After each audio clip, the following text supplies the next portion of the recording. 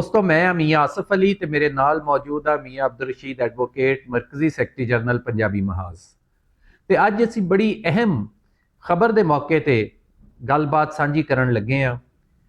मौका है वज़ीर आला पंजाब मरियम नवाज शरीफ वालों पंजाबी जुबान नूं मरकजी मुकाम देण, पंजाबी कल्चर की अहमियत ते पंजाबी तालीम वास्ते अज काबीना दे होण वाले इजलास दे विच बाकायदा हदायत जारी कीतियां गईयां।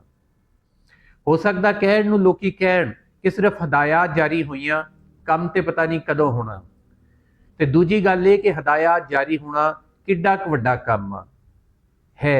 यकीनन सिंध बलोचिस्तान या केपी शायद वड्डा काम ना हुंदा, क्योंकि उत्थे जुबान उन्हां दी जिहड़ी जुबान आ सिंधी KPK दी या बलोचिस्तान दी ਉਹ ਨਸਾਬ ਵਿੱਚ ਸ਼ਾਮਲ ਆ। ਉਹਨਾਂ ਦੇ ਕਲਚਰ ਨੂੰ ਉੱਥੇ ਦੀ ਸਰਕਾਰ ਵੱਲੋਂ ਬਾਕਾਇਦਾ ਸਰਪ੍ਰਸਤੀ ਹਾਸਲ ਆ। ਪਰ ਪੰਜਾਬ ਦੇ ਵਿੱਚ ਖਾਲੀ ਕਾਬੀਨਾ ਮੀਟਿੰਗ ਦੇ ਵਿੱਚ ਇਹ ਗੱਲ ਹੋ ਜਾਣਾ ਹੀ ਸਾਡੇ ਲਈ ਬੜੀ ਅਹਿਮ ਆ ਕਿ ਵਜ਼ੀਰ ਆਲਾ ਪੰਜਾਬ ਨੇ ਬਾਕਾਇਦਾ ਹਦਾਇਤ ਜਾਰੀ ਕੀਤੀਆਂ। ਔਰ ਯਕੀਨਨ ਇਹ ਦਿਨ ਐਵੇਂ ਹੀ ਨਹੀਂ ਆ ਗਿਆ ਕਿ ਉੱਠੇ ਕੋਈ ਬੰਦਾ ਸਵੇਰੇ ਮੂੰਹ ਧੋਵੇ ਬਾਹਰ ਜਾਵੇ ਤੇ ਇਦਾਂ ਦਾ ਕੰਮ ਹੋ ਜਾਵੇ। ਇਹਦੇ ਪਿੱਛੇ ਇੱਕ ਲੰਮੀ ਜਿੱਦੋ-ਜਹਿਦ ਆ। मैं हमेशा कहता रहा कि जहदे मुसलसल आ फिर ही कोई काम हुंदा, किसी एक बंदे की काविश नहीं। ये पिछे साडे बजुर्गों की 77 साल की मेहनत शामिल आ।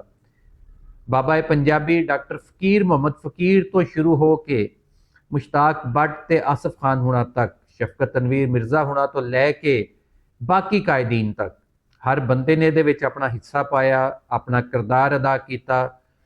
ते बकौल बाबे वारिस शाह इस खाब सरादी ते कई वाजड़े गए वजामियां ते कई लोगों की जिहड़ी काविश की हुई सी अज यकीनन वो अपनी मंजिल अल वध रही आ। मंजिल हाले नहीं मिली सानू, पर ये जिहड़े निशाने मंजिल आ ये भी साडे लई बड़े अहम आ कि साडी जिहड़ी वो ख्वाहिश जिहदे लई असीं उमरां गुजार दित्तियां, कई दिहाइयां तो साडी जिद्दोजहद जारी आ। यकीनन बाकी लोगों का किरदार सब तो ज़्यादा है, पर एक छोटा मोटा किरदार 25-30 साल जिद्दोजहद का साडा भी है कि जेड़ा माँ बोली का कर्ज उतारन लई, अपने कल्चर की हिफाजत लई जेड़ा बेड़ा साडे साथियों ने चक्या वो तुरे ते जिहड़ियां काविशां कीतियां गईयां वो अज अपनी मंजिल अल पूरियां होण जा रही वा। यकीनन ये हाले इब्तदा वा, टाइम लगेगा। और जे साडे दोस्तां दियां काविशां, साडे बजुर्गां दियां, साडे साथियां दियां काविशां जारी रहियां, हिम्मतां च कमी ना आई तो यकीनन असीं पंजाबी जुबान की पढ़ाई जिहड़ी आ उहदे विच भी कामयाब होवांगे।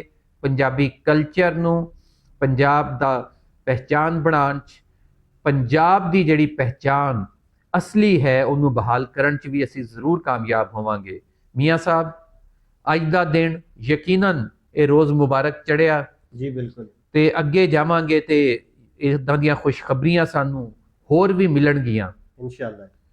ते तुहाडा की ख्याल है? बिल्कुल जी, चलो कम से कम एक जिहड़ी मंजिल आ वो तो तयन हो गई ना भी असीं जाना किहड़े पासे, साडा विरसा है कि साडी हकीकत है कि साडी हिस्टरी है कि असीं करना की चाहुंदे आ, साडी आवाज़ की सी, साडे लोग की कहंदे सी। एक मंजिल तो साडी तयन हो गई, चलो अमल दरामद भी हो जाएगा इंशाअल्लाह।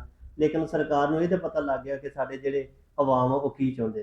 जी मियाँ साहब जी बिल्कुल ये गल सरकार ने, अच्छा कई लोग ये भी गल करते हैं कि सरकार पता नहीं क्यों इस पासे आ गई, वो किसी इशू तो तवज्जो हटाना चाहती है। मैं हमेशा ये गल की एवें नहीं आ गई सरकार। साडे बजुर्गों ने एक तवील जिद्दोजहद की है, 60 का दहाका होवे, 70 का होवे, मौजूदा सदी होवे। बिल्कुल जी, सारे पंजाबियों ने मिल के सरकार की तवज्जो जिहड़ी इस पासे दवाई है। सरकार नूं कहा गया भी सारे इधर भी देखो, फिर जाके सरकार की तवज्जो इधर आई। ये पिछे एक लंबी मेहनत आ, 60-70 साल का एक सफ़र आ, बहुत सारे बजुर्गों दी मेहनतां ने, कुर्बानियां ने, जद्दोजहद आ, फिर जाके सरकार इस पासे। और लेकिन सरकार नूं भी हुण पता लग चुकिया कि इस पासे जाना ही पैना जी। बिल्कुल जी, इस पासे जाना ही पैना वा ते ये दिन आउणा सी। और यकीनन इहदे विच इहनूं जिहड़ा बूस्ट वजिया वो सोशल मीडिया ने आके लाया जी। बिल्कुल, तुसीं अगर सोशल मीडिया या मीडिया की गल करिए, जिन्हें भी साडे मेन स्ट्रीम मीडिया ਹੁਣ ਸਾਰਾ ਹੀ ਪੰਜਾਬੀ ਵੱਲ मूव करता जा रहा। सारे सोशल मीडिया ਤੇ पंजाबी यूट्यूब ਜਿਹੜੇ ਉਹ चैनल बनते जा रहे हैं। ਔਰ ਜਿੰਨੀਆਂ ਵੀ ਸਾਡੀ ਨਵੀਂ ਨਸਲ ਆ ਉਹ ਵੀ ਪੰਜਾਬੀ ਵੱਲ ਜਿਹੜੀ ਆ ਉਹ ਹੁਣ ਤਵੱਜੋ ਹਾਂਜੀ। ਕਰਨੀ ਸ਼ੁਰੂ ਹੋ ਗਈ। ਇੰਗਲਿਸ਼ ਈਵਨ ਕਿ ਜਿਹੜੇ ਇੰਗਲਿਸ਼ ਮੀਡੀਅਮ ਪੜ੍ਹੇ ਹੋਏ ਸਾਡੇ ਬੱਚੇ ਨੇ ਉਹ ਵੀ ਪੰਜਾਬੀ ਬੋਲਣਾ, ਸਮਝਣਾ, ਪੰਜਾਬੀ 'ਚ ਗੱਲ ਕਰਨਾ ਹੁਣ ਫਖਰ ਮਹਿਸੂਸ ਕਰਦੇ ਨੇ।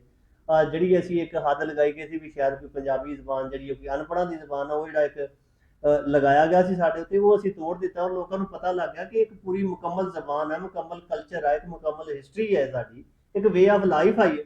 ਇਸ ਵਾਸਤੇ ਉਹ ਹੁਣ ਸਾਰੇ ਇਸ ਪਾਸੇ ਤਵੱਜੋ ਕਰ ਰਹੇ ਨੇ ਔਰ ਇਨਸ਼ਾਅੱਲਾ ਅਸੀਂ ਉਮੀਦ ਰੱਖਦੇ ਹਾਂ ਕਿ ਇਹਦੀ ਜਿਹੜੀ ਆ ਉਹ ਅੱਛੇ ਜਿਹੜੇ ਨਤਾਇਜ ਆਉਣਗੇ। ਬਿਲਕੁਲ ਜੀ, ਇਹ ਚੀਜ਼ ਕਿਉਂਕਿ ਜਿੱਦੋ-ਜਹਿਦ, ਕੋਸ਼ਿਸ਼ਾਂ, ਕਾਵਿਸ਼ਾਂ, ਤਹਿਰੀਕਾਂ ਤੇ ਜਾਰੀ ਸੀ, ਪਰ ਸੋਸ਼ਲ ਮੀਡੀਆ ਨੇ ਆ ਕੇ ਇਹਨਾਂ ਨੂੰ ਜ਼ਿਆਦਾ ਤੇਜ਼ ਕਰ ਦਿੱਤਾ। ਤੇ ਉਮੀਦ ਆ ਕਿ ਜਲਦੀ ਔਰ ਸਾਡੇ ਮਿੱਤਰ, ਸਾਡੇ ਭਾਈ ਮੀਆਂ ਅਮਜਦ ਅਲੀ ਜਾਵੇਦ ਜਿਹੜੇ ਅਸੈਂਬਲੀ ਦੇ ਵਿੱਚ ਵੀ ਇਸ ਕਰਾਰਦਾਦ ਤੇ ਪੰਜਾਬੀ ਦੇ ਹਵਾਲੇ ਨਾਲ ਹਮੇਸ਼ਾ ਬੋਲਦੇ ਰਹੇ ਆ, ਉਹਨਾਂ ਨੂੰ ਵੀ ਅਸੀਂ ਮੁਬਾਰਕਬਾਦ ਪੇਸ਼ ਕਰਦੇ ਹਾਂ ਕਿ ਉਹਨਾਂ ਦਾ ਵੀ ਬੜਾ ਰੋਲ ਆ, ਬਾਕੀ ਦੋਸਤਾਂ ਦਾ ਵੀ, ਔਰ ਜਿੰਨੇ ਪੰਜਾਬੀ ਐਕਟਿਵਿਸਟ ਆ ਸਭ ਦਾ। ਮੈਂ ਬਲਕਿ ਸਮਝਦਾ ਕਿ ਸਾਰੇ ਹੀ ਪੰਜਾਬੀ ਦੋਸਤ, ਛੋਟੇ ਮੋਟੇ, ਕੋਈ ਛੋਟਾ ਵਰਕਰ ਆ, ਕੋਈ ਉਤਲੇ ਲੈਵਲ ਤੇ ਆ, ਜਿਹੜਾ ਵੀ ਹੈ, ਸਾਰੇ ਹੀ ਮੁਬਾਰਕਬਾਦ ਦੇ ਮੁਸਤਹਿਕ ਨੇ ਜਨਾਬ। ਬਿਲਕੁਲ, ਔਰ ਇਨਸ਼ਾਅੱਲਾ ਉਮੀਦ ਕਰਦੇ ਹਾਂ ਜਲਦੀ ਜਿਹੜਾ ਸਿਲਸਿਲਾ ਇਹਦੇ ਉੱਤੇ ਅਮਲ ਦਰਾਮਦ ਵੀ ਹੋ ਜਾਏਗਾ। ਜੀ, ਥੈਂਕ ਯੂ, ਬੜੀ ਮਿਹਰਬਾਨੀ।